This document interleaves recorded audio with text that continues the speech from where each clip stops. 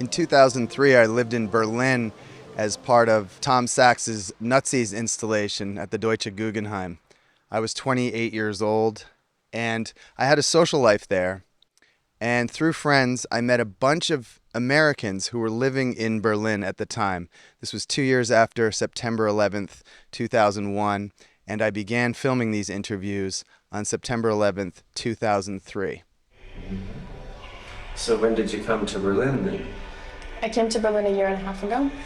Actually, yeah, almost 2 years. How come you came to Berlin? It's kind of a long story. I actually came here for an exhibition of my work, of photography. And I was living in Paris. I couldn't afford the rent of my apartment. I came here to do an exhibition and also to kind of help these people out consulting to start a sort of gallery music space. And I came here and they actually didn't have any money and I got stuck here. So it's kind of like, it's not exactly, I didn't actually choose to come to Berlin. I was pretty happy with living in Paris. But I came here and I got completely stuck. So I was like, well, at first I squatted for 6 months. I was living in an office building and I just met people and then I got my first apartment, started working, doing whatever I could. So I went from being in New York after September 11th, like going to Paris, not being able, like, because I pretty much lost everything, so I had no money. So I ended up here homeless. Like completely, and I was living in an office building with no hot water, and I had to like make hot water. And like the coldest winter I've ever been through in my life. And which part of town was this in? It was actually on Oranienburger Straße. This is 2 years ago, so it wasn't like so built up. And I was living on the top floor of this old building. So you just said that you were in New York on September 11th. Yeah. Where were you? I was on Hester Street, where I was living at that point. I had already left New York in February the year before because I told everybody that if Bush was president, I would leave. And so I left. I moved to Paris in February of 2001. I came back to New York September 9th because I had an exhibition of my new book in New York. And I was staying with my old partner in Chinatown. So I was in Chinatown. So Hester is in Chinatown? Yeah, Hester Street between Forsyth and Grand. Really close to the off-ramp of the Brooklyn Bridge. So what happened that day? Like, what do you remember about it? Many things. Well, the first plane knocked me out of bed. It was that close. I mean, I was right in Chinatown at the end of Canal Street, and I felt it. I mean, it didn't. I mean, I wouldn't say that it actually physically knocked me out of bed, but it felt like. I don't know, like 10 garbage trucks, because you know everybody knows the feeling and sound of garbage trucks in New York. It felt like 10 trucks hit each other at once, and it was just really like one of those kind of like when you hear a car crashing, but it was very, very solid in the earth and inside of you. And I got up immediately. And so then you watched the rest of it? I started watching. Of course, like I'm actually. It's kind of funny because I have a thyroid problem, and so for the first hour of every day, like I take this medicine when I wake up, and for the first hour of every day, I'm like a complete zombie coming to life. So I can't even put like one leg into a boot. You know, like it's really funny actually. People have got a lot of humor out of it, but so like the first hour, I got out of the house like, I think like under a half an hour, but the first hour was like, I was completely out of it. And I saw the first bits on TV after the first plane had hit and nobody thought anything would come down. And I put on my clothes and went outside and I was standing right at the corner of Canal Street, right at the end of the bridge, and saw the second plane hit, and it was ridiculous. It was like, I mean, I think the thing that resonated for me the most, that I probably said the most or felt the most, was that when I saw it, I didn't believe it. I didn't think it was real. And that's the thing that haunted me for the longest. was that like I had seen so many planes crash into buildings ever since I was a child in Hollywood films that I was so conditioned to it. I just stood there like everybody else, said the same word, fuck, and didn't feel a fucking thing. I didn't feel it. I didn't feel anything. I was scared. I was shocked. In fact, hours afterwards, I went down and volunteered. In fact, I was a volunteer at Ground Zero for 10 days. I was right next to it. But I was right there. I was feeding firefighters. I was like next to the whole thing. Like that image will never be out of my mind. But I didn't feel anything. It was so numb. It was a conditioned numbing that I don't, like took me years to figure out. And I don't even know if I've still figured it out. Anyway, I'm not answering your question now. I'm sorry. I'm going off. That's perfect. And so was the house that you were living in, was that area evacuated? Was it too close? It wasn't that it was evacuated, it's that nobody could go below 14th Street. And so we were kind of, it was a different set of people. I mean, there was a lot of people who were above 14th or above 35th. Was it 35th? It was like they cut it off at Houston, 14th, and 35th. And in order to get below those points, you had to have an ID that you lived there. And so like, for example, like after the second day, I came out and I was running food from the Pier 39, Pier 59 to the, I can't remember the place of it. It's like in the big armory building. And like people up there, I was so shocked. Like above 35th Street, people were like going to the cafes and going to restaurants and going to nail salons. And below 14th Street, we were completely in a totally different world. It was evacuated. It was, everybody had masks on. Everybody was in this, I mean, the image I think I can explain the most is just like standing in the middle of Broadway, and I had the ID so I could get down. Oh, I'm sorry. I'm sorry. I had my ID so I could get downtown, right? So it's Houston and Broadway. Everybody knows that corner. It's blockaded off. There's like 1,000 people there. And I had the ID, I had to go home. So I gave the ID and I came down the street and the whole street's empty. And I look back up and there's the blue blockades and just like thousands of people just looking at me. And I walked down Broadway just completely, there's nobody on the street. It was the most, that's the image for me. And the weird thing is that I'm a photographer and I didn't shoot hardly anything. It's just like there wasn't any words to put on, or that like the images will never be out of my mind, you know?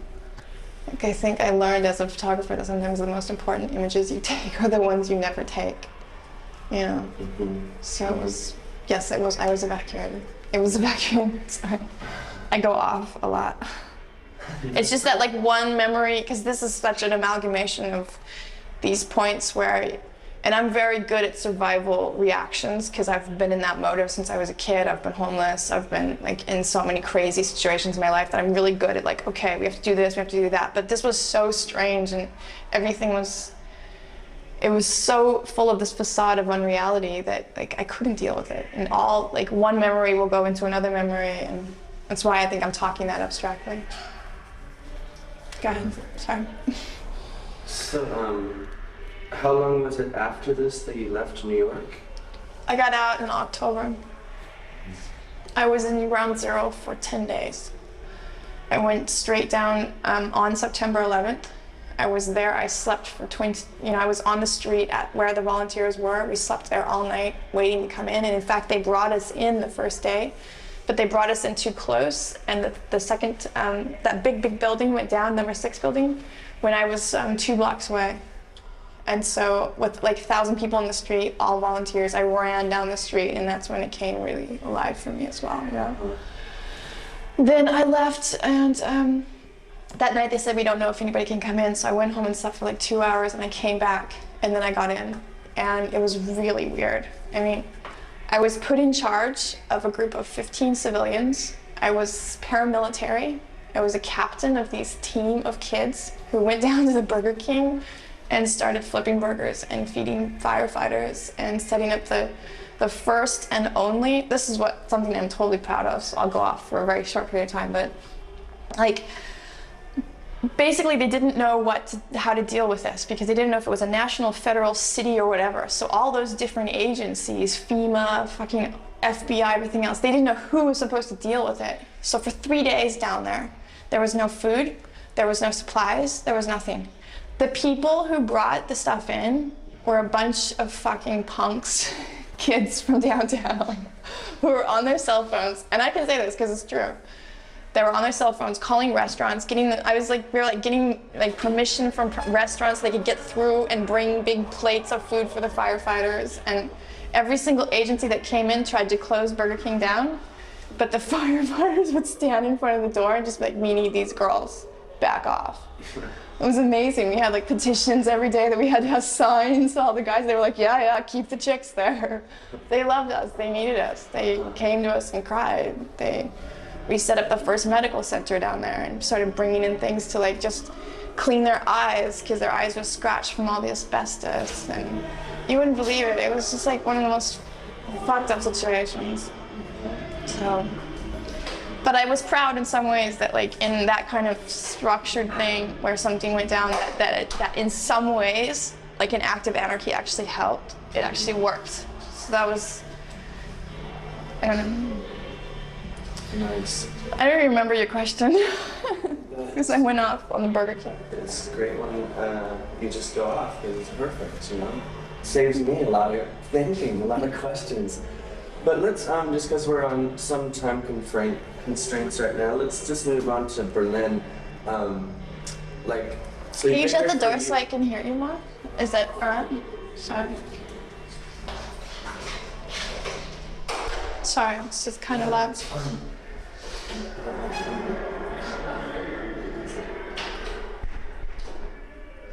It's you know, people working the shell and they're curious what's going on back here.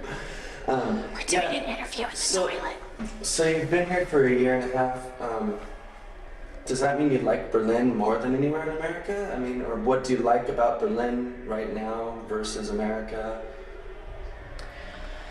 I had already left New York for a lot of reasons. I had been in New York for, almost 7 years, and I had developed a lot of the professional side of what I do as a photographer, and I had lived in New York, I had been through it. I was questioning my own work in a lot of ways in relationships to the industries already set up in New York and the way that the constructs of the construct of New York, like the way that it works, the way that it produces, all of this was coming to a forefront in my work. Like, is this important or not to be in New York? When I left New York, it was for political reasons, definitely, because I don't feel like I can be there physically and support what's happening right now, because I will not pay tax dollars. I will not pay anything that will go into what that administration is doing right now, even my physical presence in that country. I just won't do it, and that's my personal, protest whenever it's work, But Berlin has given me the chance because it's very cheap here. It's given me the opportunity for the first time in my life, because I grew up a really poor person in America. I grew up without health care, without anything in America, and I've completely come from the street and made, a lot of people in New York, of course. I'm not saying I'm the only one, but it doesn't give you the opportunity ever, New York or America, to just slow down for a second, think about what you're doing, take a second look at it, and construct it in not just a survival kind of reactionary way. And I think that, I have 15 years of being on my own. I've constructed a lot of the ways that I've moved and learned and done things, especially in relationship to New York, in a very survivalist way, which is throw this at me, I can handle it, boom here, boom. And here it's just slower. Sometimes it's very hard for me here because it's really slow. And I have a difficulty with just I miss the feeling of New York. I miss the movement of a city, It's not really a city here. It's kind of like a village, but it's not like living in the suburbs. So it offered to me a health. It is also healthier here. There's lots of trees here. Mm-hmm. They don't spray the city with pesticides. you know? I developed a rare thyroid disease because they sprayed the city with the West Nile virus for 2 years, you know? After that, it's like, the city's great, but health-wise, and I don't know. I mean, there's a point where I had to actually think about it because I started getting very sick from New York in a lot of ways. So, I mean, I would say it's probably like getting 30 and like thinking about my health and stuff like that. But New York, in some ways, like, it didn't offer that for me. I paid $2,000 a month rent. You know, I was hustling. I never stopped hustling in New York. And what are you paying now in rent? I pay $300, which is just wicked. I mean, I haven't paid that since I was in college in San Francisco in like early 90s, you know? And what's the space like here versus the space you had in New York? Double the size. So I have a studio. I actually wake up in the morning. I have a studio where I can work. I can do my drawings. I can set up ideas for shootings. I can actually shoot in my space. I don't have to live in a box. But I miss the city. And that's something you can't create out of having more physical space to live in. It's just the diversity, it's the movement, it's the air, it's the feeling, it's just Manhattan. It's like, I don't know. You get it under your skin and it's the strongest drug you'll ever take. It's fucking good. So there's I mean, I miss my language too. You know? I'm a crazy New Yorker. I come out, I feed off of that frenzy. It's a part of me. It's the way that I communicate. I'm like, blah. Here, it's German, ich weiß. You know, it's like, doesn't have to do anything with me. So I'm a voyeur. Yeah, I'm an outsider. But I've been an outsider for so long in my life, everywhere I've ever lived, so it's not anything new. Speaking of language differences, do you find that you mainly hang out with other Americans, or do you have a multinational group, or do you hang out with a lot of Germans as well? Or? I actually have only German friends. It's weird. My close friends, my partner Andy, my best friend Patty, they're German. When I first came here, I didn't even meet any Americans. I have like 2 Americans that I know. But everybody, I have to say, like, as an expatriate, is what they call us, you know? I find that each person is really dealing with something. Like, when they're coming out of their country, it's like they're dealing with something, rather than, like, you know, a Spanish person visiting Berlin is like, they're a European. They're moving in their own construct. But an American from somewhere is either dealing with somebody on holiday or kind of like trying something new. They're not really like inside of their life. They're like really outside of it. Where I don't feel that. I don't know. I don't feel side to side to that, because I've just, like, I live a really I live a really like linear life because I don't have anything to go back to. Like, I don't have family or home anywhere. So where I am is where my home is. So I find like a lot of these kids are like, but I'm still going back home for the holidays. Or I don't know. I don't find communication with a lot of Americans. But I never did. There's a few, of course, and it's mostly the wolves or the gypsies that I feel close to. Or like old street kids and stuff. And you're working on major projects right now? Actually, why don't you tell us where we are? Where are we right now? We're in the Guggenheim bathroom, so you can hear it. It's got sound effects. I'm gonna DJ. So that's kind of like this fake side project, because I've never DJed and I have 6 records. But everybody I know is a DJ. So it's like this joke. I got this DJ uniform.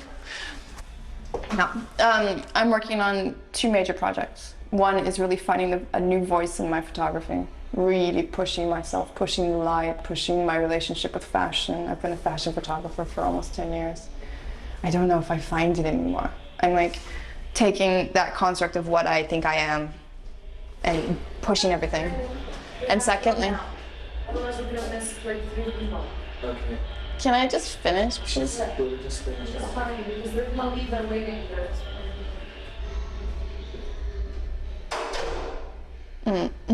Finding this voice and the new voice in photography. And I'm gonna lose it now. Okay, yeah, no, I'm I'm really taking the time to find my voice in my new photography. And secondly, I've just finished shooting it's kind of a portrait of Berlin. I felt like a lot of people had come to Berlin from the outside, from Paris, from London, and they were acting like, oh, Berlin's the hype place to be, and they would have this viewpoint of what Berlin was for them. So I asked 50 Berliners to draw me a map to a place that was important to them.